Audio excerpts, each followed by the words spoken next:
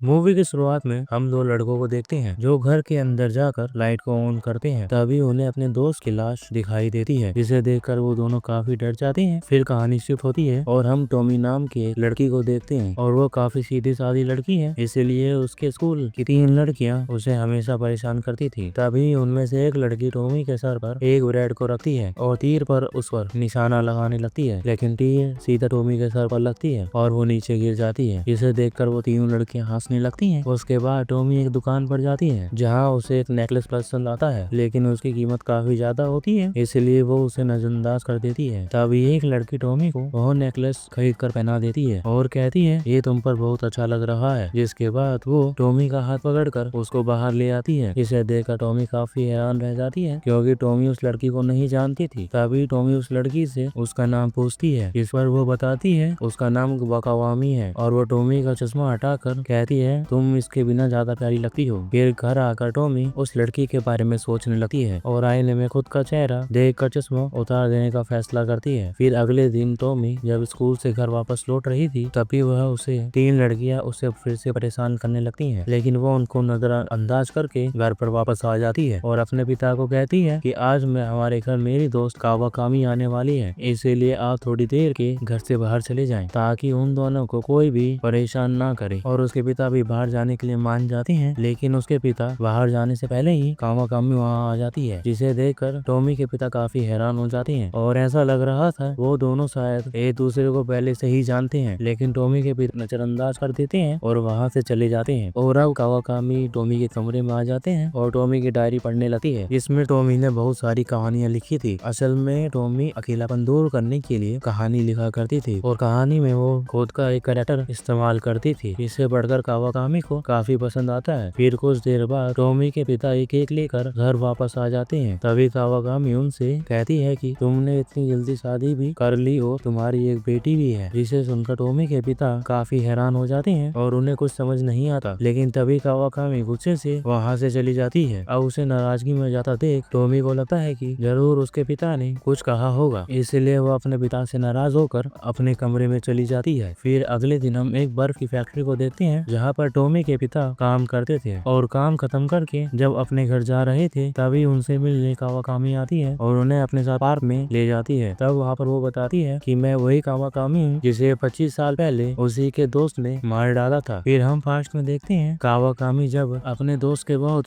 करीब थी तब भी टॉमी के पिता उन्हें देखकर काफी जेलस हुआ करते थे क्योंकि वो कावाकामी को पसंद करते हैं और कावाकामी भी उन्हें ही पसंद करती थी, लेकिन अपने दोस्त के डर से बताती नहीं थी। पर एक दिन कावाकामी के दोस्त पता चल गया था वहाँ एक दूसरे को पसंद करते हैं, इसलिए उसने गुस्से में कावाकामी को जान से मार दिया था और अब वो वापस आ गई थी ताकि वो टॉमी के पिता को हासिल कर सके। तभी वो टॉमी के पिता से कहती है क्यों ना हम फिर से रिलेशनशिप में आ जाएं और पहले की तरह ही प्यार करें। इसे कहते ही वो उन्हें गले लगा लेती है। तभी हम देखते हैं कि टॉमी के पिता भी उसकी बातों में आ गए थे और उसकी तरफ खींचे चले जा रहे थे। फिर घर आकर वो अपनी मरी हुई पत्नी की सारी चीजें जला देते हैं और अगले दिन से जॉगिंग और एक्सरसाइज करने लगते हैं, जिन सब में उन सब की मदद कावाकामी भी करती है और वो ये सब इसलिए कर रही थी ताकि वो जवान दिखे और फिट रहे। और फिर रात को जब टॉमी पढ़ाई कर रही थी तभी कावाकामी कॉल करती है और टॉमी से कहती है कि कल मैं तुम्हारे साथ तुम्हारे घर में ही रुकूंगी, जिसे सुनकर टॉमी काफी खुश हो जाती है। फिर अगली रात कावाकामी उनके घर पे रुकती है और फिर से टॉमी की लिखी हुई कहानियों को पढ़ने लगती है, जिसमें वो एक कहानी पढ़ती है कि एक लड़की को बेड से बांधकर जिसे पढ़कर वो टॉमी को कहती है चलो ये चीज मैं तुम्हारे साथ करती हूँ। और टॉमी उसे ऐसा करने दे रही थी क्योंकि उसे लग रहा था क्योंकि वो सब मजाक में ही कर रही है। इसके बाद कावाकामी टॉमी के हाथ मुंह बांध देती है और बेड से बांध देती है और कहती है मेरे वापस आने तक तुम इंतजार करो। वो इतना कहकर एक चाकू लेकर टॉमी के पिता के पास जाती है और कहती है कि उस वक्त तुम्हारे पास कोई बच्चा नहीं था और तो अभी नहीं होना चाहिए, इसलिए तुम उसको मार डालो। जिसको सुनते ही टॉमी के पिता गुस्सा हो जाते हैं और कावाकामी को ही जान से मार देते हैं। फिर उसकी लाश को ले जाकर अपनी फैक्ट्री की मशीन में डालकर टुकड़े टुकड़े कर देते हैं और नदी में ले जाकर फेंक देते हैं। फिर अगली सुबह टॉमी अपने पिता से पूछती है कि कावाकामी कहाँ है, जिस पर उसके पिता कहते हैं कि वो कोई इंसान नहीं है बल्कि एक डीमन है, उसकी तो 25 साल पहले ही मौत हो गई थी और बस वो मुझे हासिल करने के लिए वापस आई थी। इसे कहकर वो टॉमी को सालों पहले का कावाकामी का फोटो खींची हुई एक फोटो दिखाती है। इसे देखकर टॉमी हैरान रह जाती है, लेकिन उसे लगता है ये सब झूठ है। तभी उसके पिता उससे कहते हैं कि वो मुझे अपने कंट्रोल में करने आई थी, लेकिन मैंने उसे मारकर उठाकर नदी में फेंक दिया। इसे सुनकर वो उसी नदी के पास जाती है और कावाकामी को इधर उधर देखने लगती है। तभी उसे वहाँ पर कावाकामी का कटा हुआ सर दिखता है, जिसे वो उठाकर गले लगाती है। फिर वो उसके सर को अपने साथ एक सुनसान घर में ले जाती है और उसको खाना खिलाती है और उसकी पूरी देखभाल करती है। फिर कुछ समय बाद हम देखते हैं कि कावाकामी का शरीर रीग्रोथ हो रहा था, लेकिन वो काफी बदसूरत दिख रही थी। इसलिए टॉमी उसको छत पर ले जाती है और गले से लगाकर कहती है कि मुझे माफ कर देना, मैं तुम्हारा ख्याल नहीं रख सकी। इसे सुनकर कावाकामी कहती है, मैं कौन सा तुम्हें अपना दोस्त मानती हूँ, मैं तो सिर्फ तुम्हारा इस्तेमाल कर रही हूँ ताकि मैं ठीक हो सकूं और तुम्हारे पिता को अपना बना सकूं। इससे सुनकर टॉमी को यकीन हो जाता है कि उसके पिता सच कह रहे थे, इसलिए टॉमी उसको बिल्डिंग से नीचे फेंक देती है। अब इस सब से टॉमी काफी दुखी हो जाती है, इसलिए वो रोने लगती है। फिर अगले दिन टॉमी को परेशान करने वाली वो 3 लड़कियां टॉमी से मिलने के लिए उसके घर जाती हैं और दरवाजा खोलकर अंदर आ जाती हैं। तब टॉमी के पिता उनसे पूछते हैं कि तुम लोग कौन हो और यहाँ क्या कर रहे हो। इस पर वो लड़कियां बताती हैं कि हम टॉमी से मिलने आए हैं। इसे सुनकर टॉमी के पिता कहते हैं कि तुम लोगों को टॉमी से क्या चाहिए। तभी वो बताते हैं कि हम टॉमी को मारना चाहते हैं। इसे सुनकर उसे बहुत गुस्सा आता है और वो बेसबॉल बैट लेकर उन तीनों को पीटने लगता है। तब वो तीनों अपनी जान बचाकर वहाँ से भाग जाते हैं और फिर जब टॉमी के पिता बाहर जाते हैं तो उन्हें बाहर